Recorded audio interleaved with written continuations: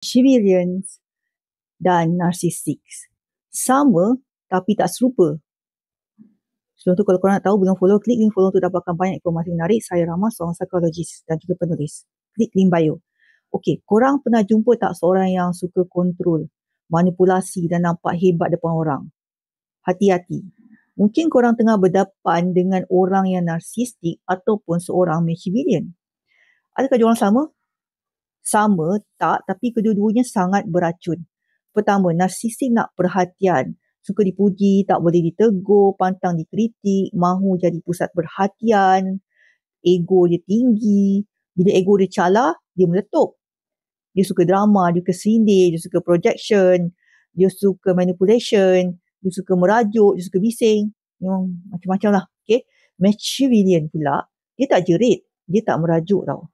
Tapi dia rancang, dia licik, dia senyap. Dia kawal korang dari belakang tabir. Dia bukan nak puji sangat pun. Tapi dia nak kuasa, nak menang.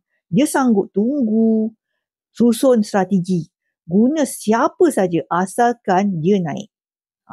Bezanya narsistik ni tunjuk kuat.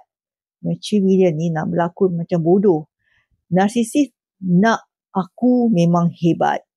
Machiavellian nak aku menang. Kau tak sedar pun. Narsis kontrol dengan emosi.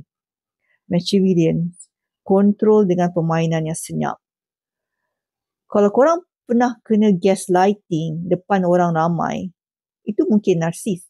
Tapi kalau korang nampak reputasi korang semakin hari semakin jatuh, perlahan-lahan, tanpa tahu punca dia siapa, itulah kerja Machiavellian. Dia licik, dia senyap. Pernah tak korang jumpa antara dua ni? Selalunya di tempat kerja, komen pernah.